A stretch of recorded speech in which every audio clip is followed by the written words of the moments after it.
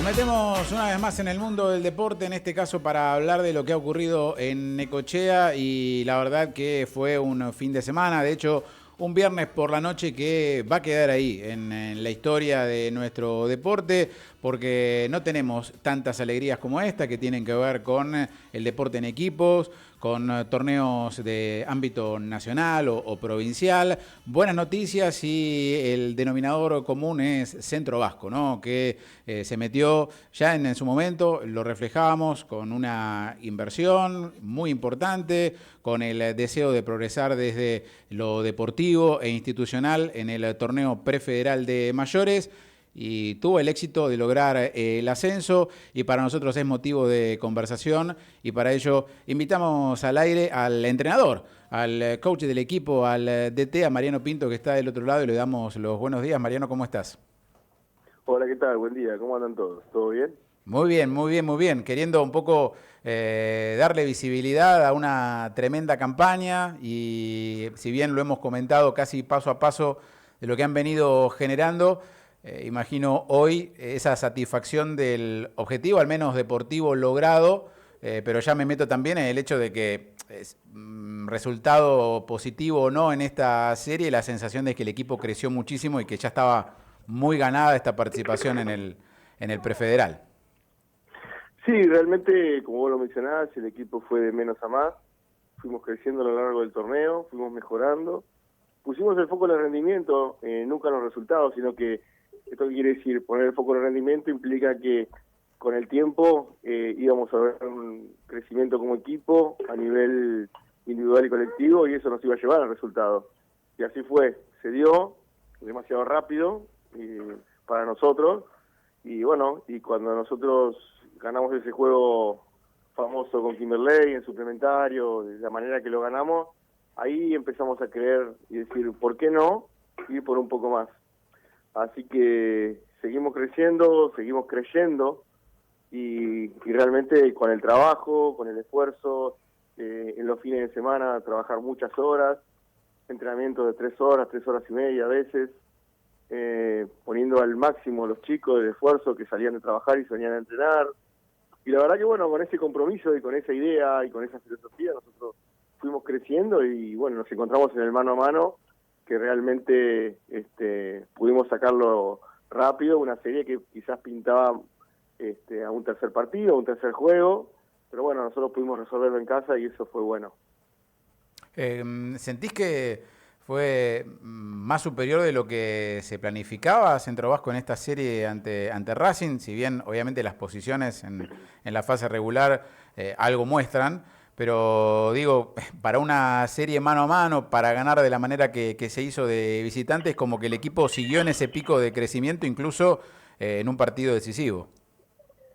Sí, seguro. Nosotros quizás esperábamos una serie mucho más dura, en el sentido de que por ahí allá en Olavarría iba a ser complicado, porque una semana antes nosotros no pudimos ganar el juego, más Claro. allá de que tuvimos algunas ausencias, Thiago que no pudo jugar o que estaba preservado, Tommy que se lesiona su dedo, Tommy Medvedev, entonces como que al estar un poquito diezmados, quizás teníamos un poco alentador el panorama de decir, bueno, podemos hacer un mejor juego cuando inicie la serie en la barriga, pero teníamos enfrente un equipo entonado, que venía muy motivado por la clasificación, la manera que clasificó, y que esos equipos son por lo general peligrosos cuando clasifican de esa forma, ¿no? O sea, que se entran al final, viste, haciendo la agónica, y de repente se meten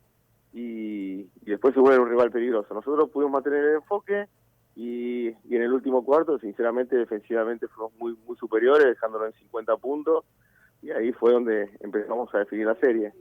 Mariano, te convocan para dirigir Centro Vasco. ¿Cómo fue ir gestionando jugadores que conocías, otros que fuiste conociendo con tu trabajo, chicos que se sumaron como refuerzos que también quizás conocías y otros no? ¿Cómo fue ese proceso? Te pregunto hasta desde lo interno, ¿no? Para vos, con tu experiencia que ya has tenido en tantos equipos. Mira, realmente desde mucho estudio, hoy con el tema de la aplicación y los medios digitales que tan avanzados están, es mucho más sencillo y mucho más accesible conseguir información, empezar a estudiar los equipos, los porcentajes, tanto de local como de visitante, quiénes eran los jugadores que tomaban las decisiones, sumado con algunos videos que había en YouTube. Yo pude analizar los equipos, analizar sus jugadores, las propuestas tácticas de los entrenadores, ¿sí? Como te decía recién, sumado a la aplicación de la CAP, que eso es muy bueno porque te da un montón de información en cuanto a análisis, digamos, individual y colectivo, rendimiento, en lo que implica valoración de jugadores, porcentaje de pérdida, porcentajes, digamos, de recupero, de rebote ofensivo, defensivo y más que nada de porcentajes en el perímetro, cómo son de local y cómo son de visitante, cómo funcionan en cada ámbito. Y toda esa información, sumado con los videos, como te mencionaba recién, empezamos a armar una planificación y de ahí sacábamos entrenamientos para preparar los juegos. Pero esos entrenamientos tenían que ser enfocados, como te decía yo, en el rendimiento y en buscar crecer. Y que cada juego nos ayude a crecer y a mejorar, ¿se entiende? Bien. Así que bueno, así fue como fuimos mejorando, creciendo, sumando. Y bueno, y con los chicos fuimos encontrándole cada vez mejor el rol a cada uno, que cada uno le rinda al equipo, que mejore y demás. Así que así fue, ¿no? Realmente muchas horas de planificación. Mariano, la pregunta lógica, quizás es un poco temprano, pero ¿cómo se planifica el 2025? Digo, también desde la parte dirigencial va a ser un desafío. Se logró la plaza en el federal, en la Liga Federal, pero esto también implica un salto de calidad que va a necesitar el equipo, obviamente, y también la necesidad de otra inversión muy importante para poder afrontar viajes y demás. Sí, es una logística muchísimo más importante, mucho más larga, hay giras, hay mucha más preparación,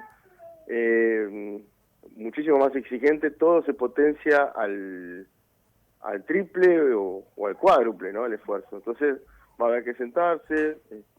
Para mí es muy complejo porque, bueno, yo no me puedo mudar a Necochea por mi familia, por mis compromisos familiares y demás. Yo no puedo por el momento vivir en Necochea, lo que se va a hacer más complejo aún. Habría que ver bien cómo podemos continuar y demás, ¿no? En la realidad. O sea, de esta manera en este torneo pudimos hacer el esfuerzo de ir y venir, pero ya en un federal se necesita más dedicación, más entrega, más horas, estar ahí resolviendo cuestiones.